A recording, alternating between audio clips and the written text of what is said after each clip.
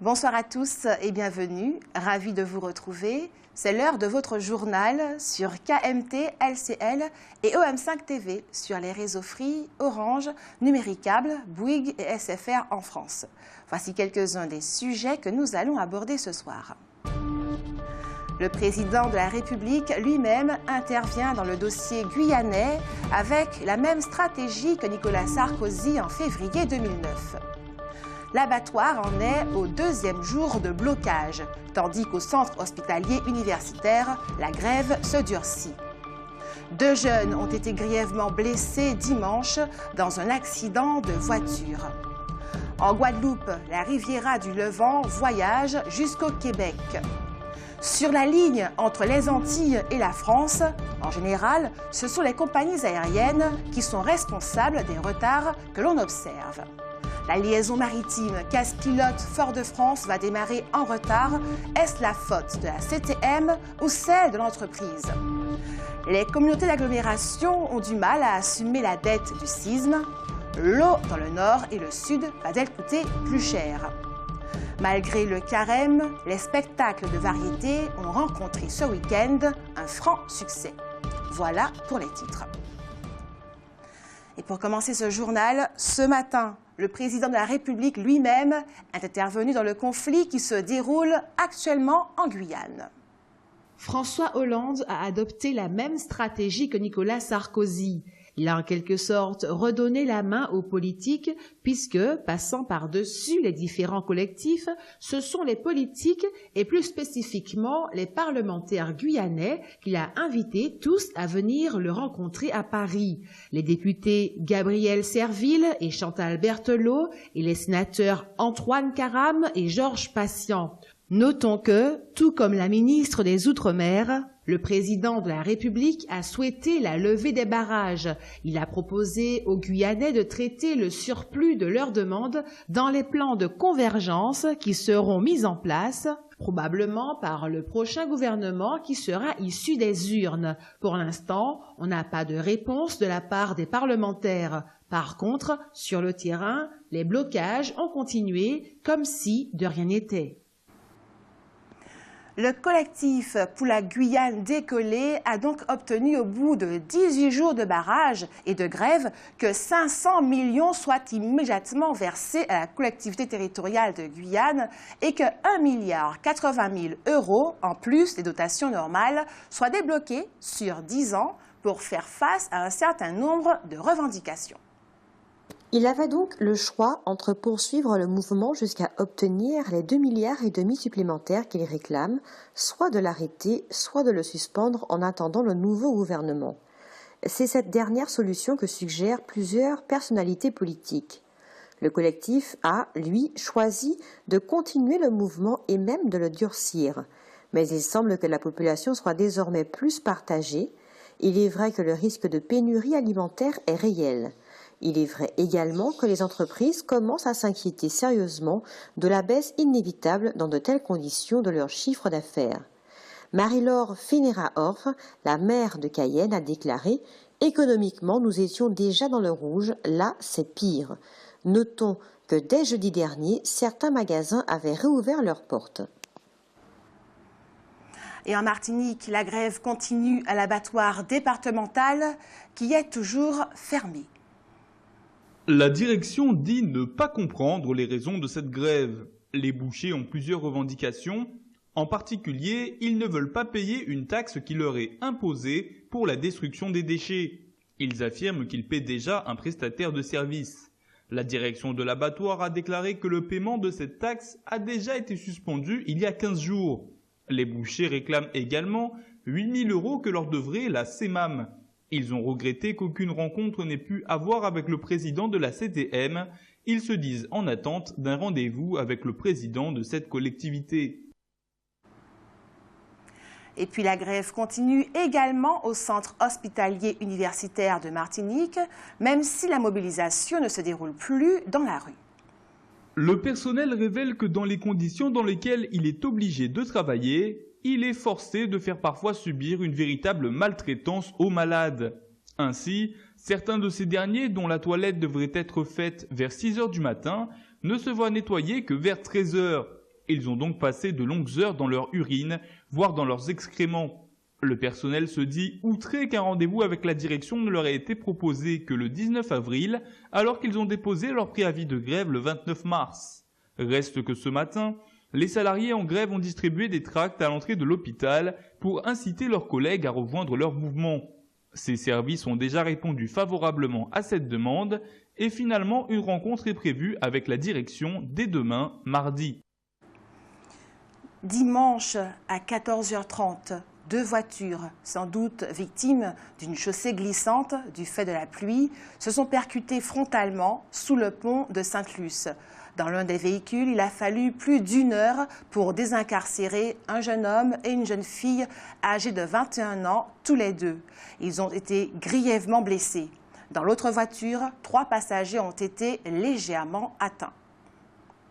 Nous vous avons déjà signalé à quel point il était habile, selon nous, de donner à une communauté d'agglomération le très joli nom de la Riviera du Levant.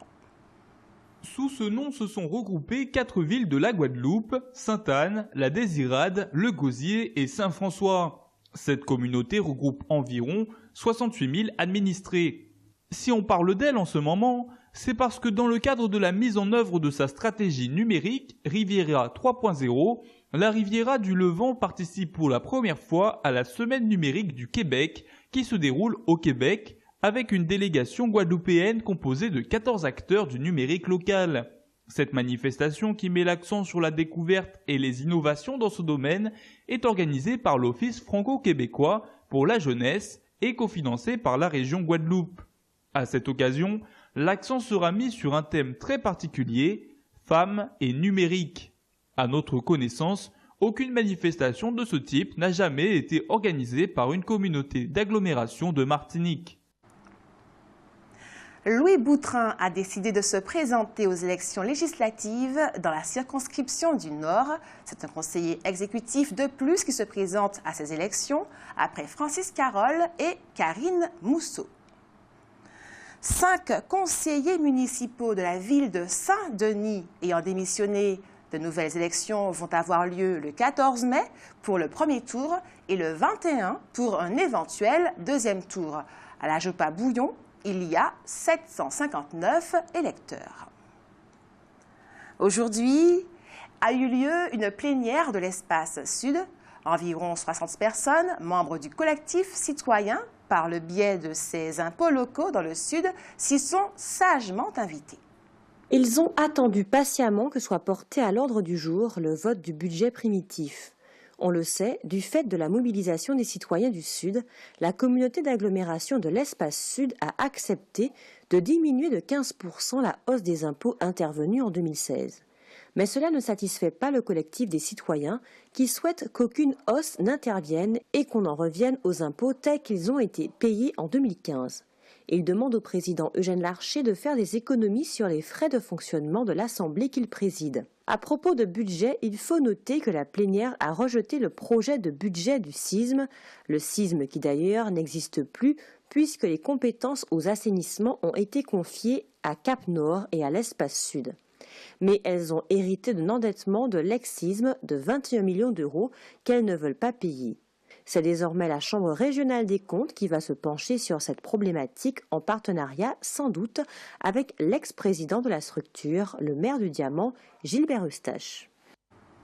Le problème reste tout de même maintenant de savoir qui va éponger cette dette. Les usagers du Nord et du Sud devront-ils payer leur eau plus cher ? Par ailleurs, le budget de l'Espace Sud a été voté à l'unanimité, sans intervention du collectif des citoyens. Le président Eugène Larcher a annoncé que c'est finalement une baisse de 18% et non de 15% qui va intervenir sur les impôts fonciers.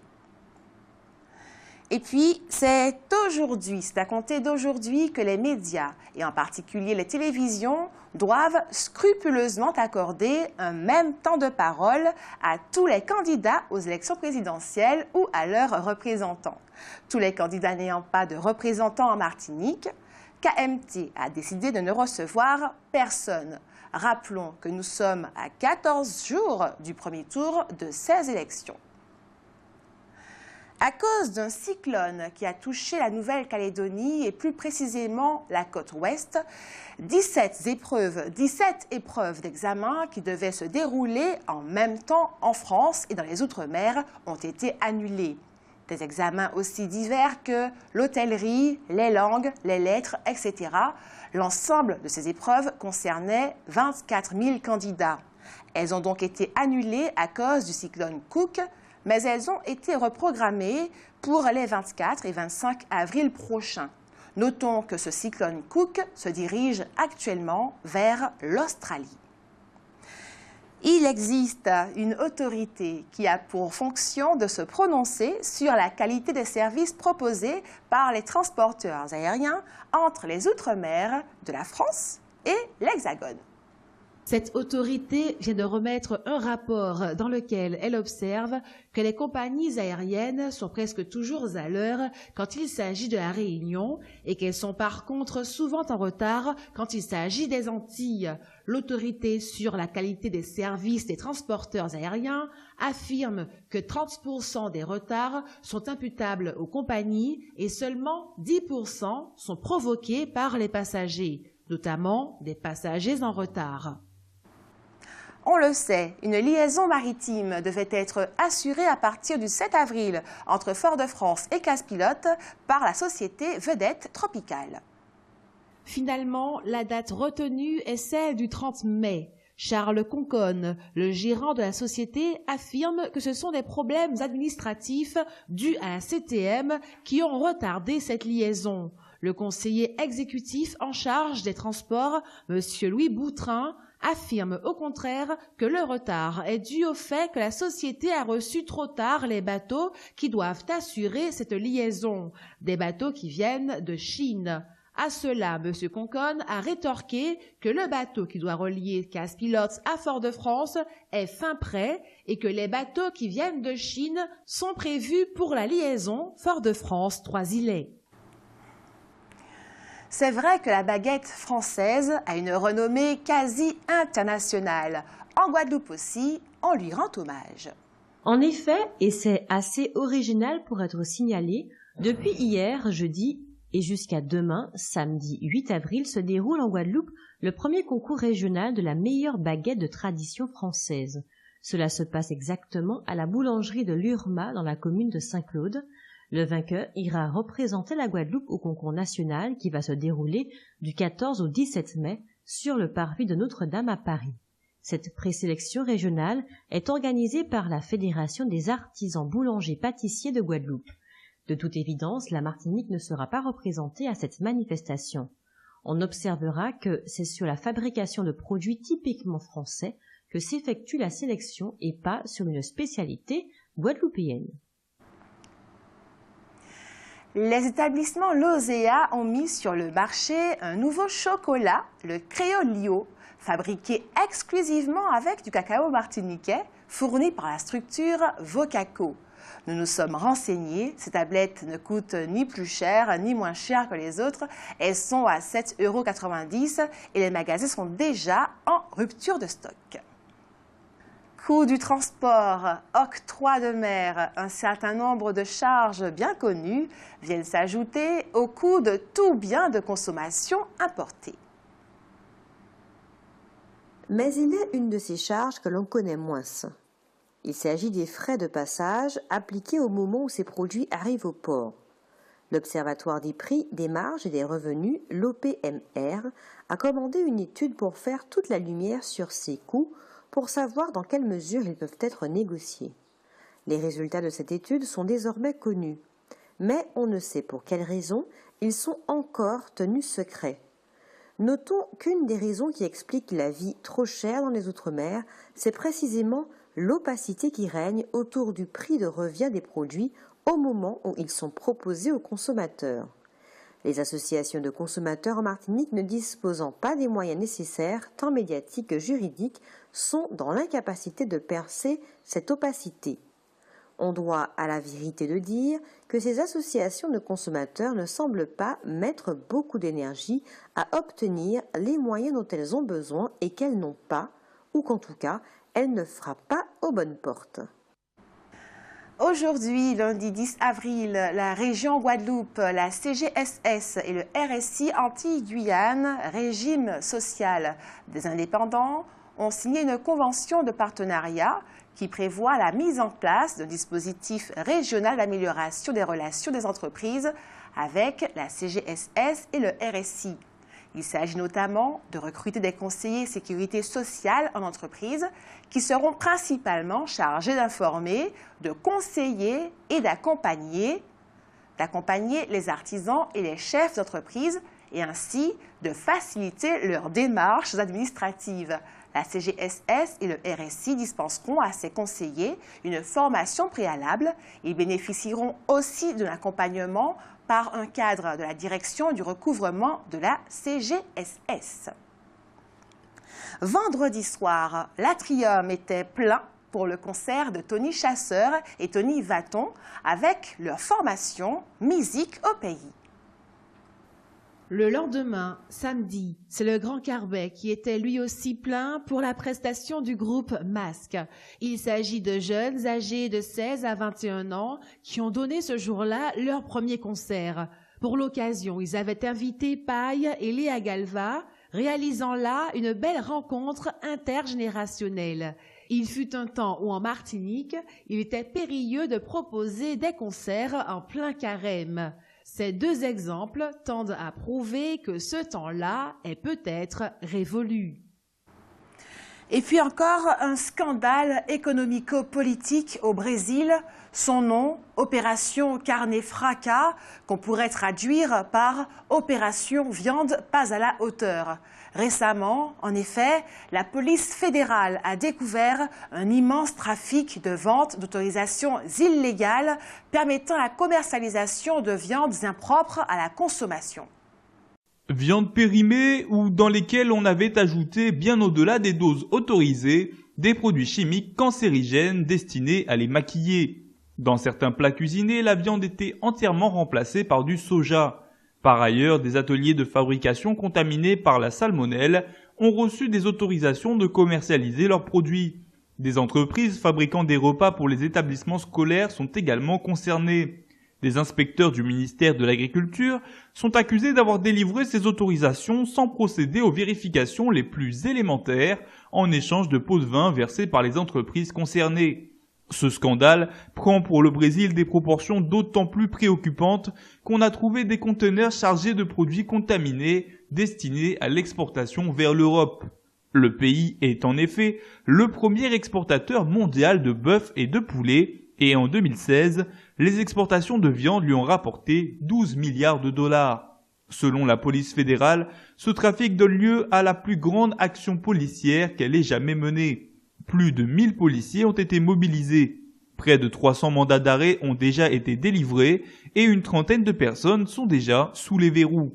Parmi elles, certains responsables des géants du secteur agroalimentaire brésilien. Pire encore, une partie de l'argent des pots de vin était destinée à deux des principaux partis politiques du pays, le PMDB, auquel appartient l'actuel président de la République, et le PP. En attendant, l'Europe et nombre d'autres pays, dont la Chine, ont limité ou carrément stoppé les importations de viande brésilienne. Un coup dur pour le pays qui connaît une crise économique provoquant une paupérisation inédite d'une bonne partie de la population. Le gouvernement affirme que le problème est ponctuel. Le ministre brésilien de l'Agriculture a d'ailleurs même accusé la police de donner une version fantasque des faits. Passons maintenant à votre rubrique sondage. Vous avez répondu à la question suivante ce soir. Le sport peut-il permettre d'avoir une meilleure santé? Nous vous écoutons. Sondage.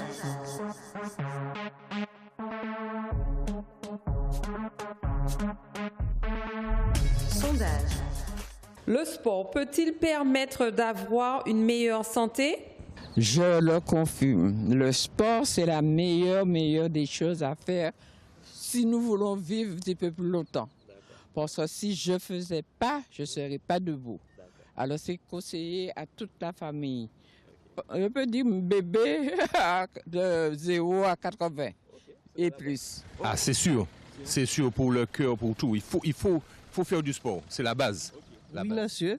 Oui, parce que ça contribue pour les muscles. Voilà. Donc c'est une bonne chose. Oui, c'est une très bonne chose. Le sport peut-il permettre d'avoir une meilleure santé?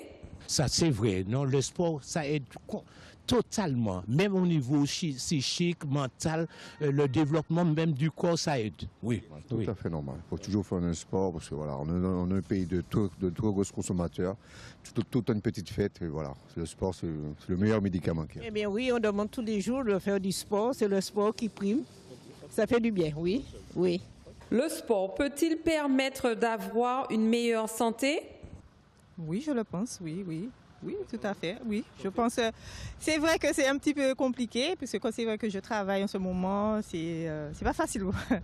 Mais c'est vrai que j'ai envie de m'y mettre, le sport, et aussi la nourriture aussi. Oui, tout à fait. Oui, je pense que oui, parce qu'on dit que le sport, ça agit sur le cœur. Donc ça permet de, comment je vais dire ça, bon, de ne pas grossir quand même. Donc je pense que le sport, c'est une bonne chose pour la santé. Même si on ne court pas, même en marchant, ça améliore quand même la vie. Oui, mais en fait, il faudrait trouver plus le temps pour se libérer pour du sport. Sondage.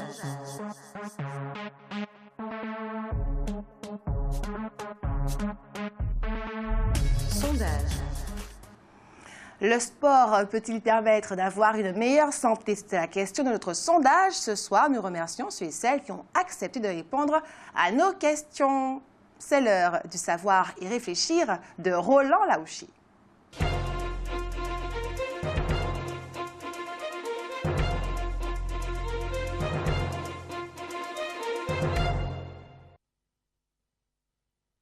Chose promise, chose due.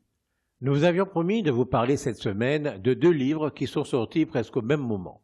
Celui de Karine Ouakамille, Progressons, avec en sous-titre « Vers le rayonnement de l'outre-mer pour une France performante » et celui de Victoire Jeannot, « L'indispensable pardon ».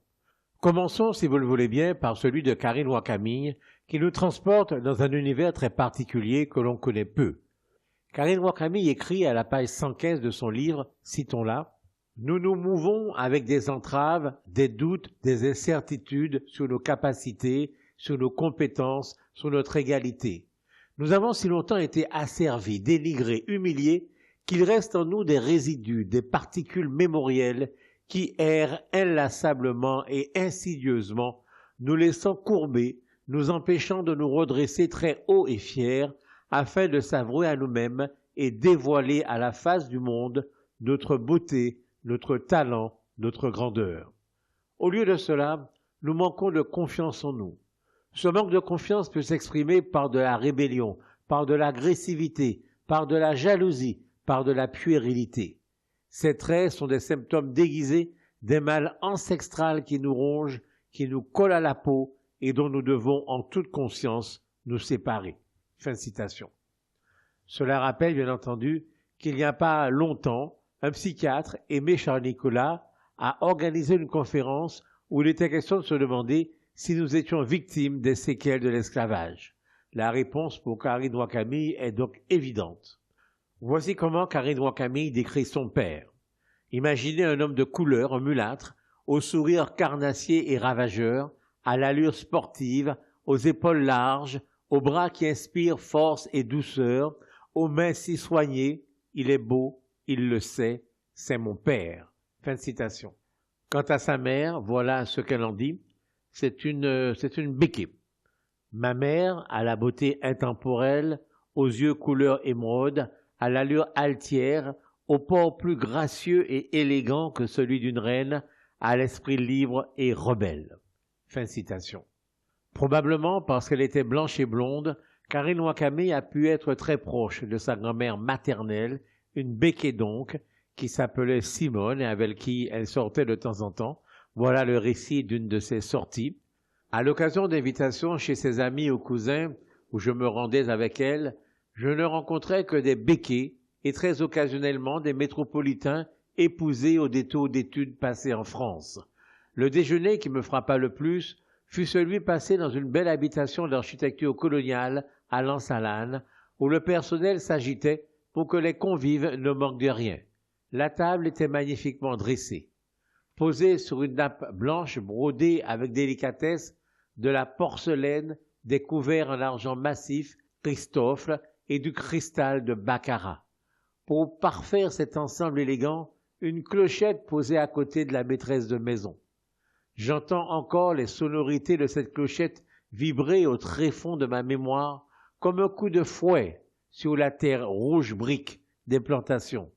Cette clochette symbolisait un monde d'un autre temps, un monde auquel je n'avais jamais été confronté, qui dans mon esprit ingénu était aboli. Mon esprit se détacha de mon corps pour s'échapper de la table et voler virtuellement au secours des gens de maison qui accouraient. Ils n'avaient pas l'air malheureux, je l'étais. Fin de citation, et c'est signé Karine Roy-Camille dans son livre « Progressons vers le rayonnement de l'outre-mer pour une France performante », un livre, je vous le redis, qu'il faut lire absolument. Après le savoir et réfléchir, votre rubrique santé, il est question ce soir de biopsie sanguine.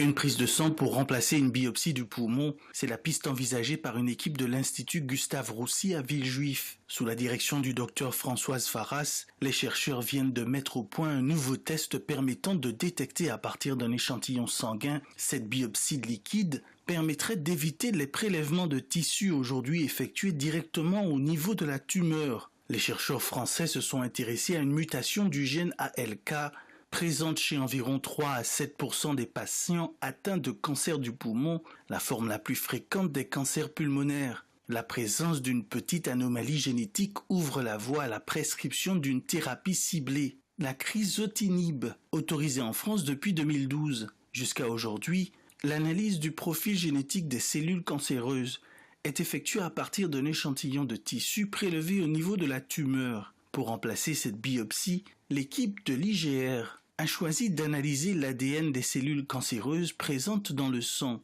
Ces cellules tumorales circulantes se sont détachées de la tumeur pour se retrouver dans la circulation sanguine, où elles peuvent donc être récupérées par une simple prise de sang. Les deux techniques comparées au sein d'un groupe de 32 patients ont permis d'obtenir systématiquement les mêmes résultats. Et l'analyse des CTC, ces fameuses cellules tumorales circulantes, pourrait ainsi avantageusement remplacer la biopsie, notamment pour les stades les plus avancés où ce prélèvement peut s'avérer plus délicat et s'appliquer également à la recherche d'autres anomalies génétiques. Voilà, c'est la fin de ce journal. Merci à vous de l'avoir suivi, merci de votre fidélité. Nous remercions tous ceux qui ont participé à la réalisation de ce journal. Catherine Emmanuel, Pierre-Éric Witz, Alain Jean-Paul, Mylène Janot, Raphaël Dufour, Frédéric Titus, Jenny Georges, Marilyn Etilé, Roland Laouché. Ce journal sera rediffusé ce soir à 22h35, demain à 6h25 et en multidiffusion sur OM5 TV, sur les réseaux Free, Orange, Numéricable, Bouygues et SFR en France. Il est aussi possible de revoir votre journal sur kmttelevision.fr. Ne manquez pas ce soir à 20h45, 100% politique. Roland Laouché et Raphaël Dufour reçoivent Max Orville, président départemental du MoDem Martinique et conseiller municipal de la ville de Schœlcher dans l'opposition. Passez une très belle soirée et que Dieu garde la Martinique.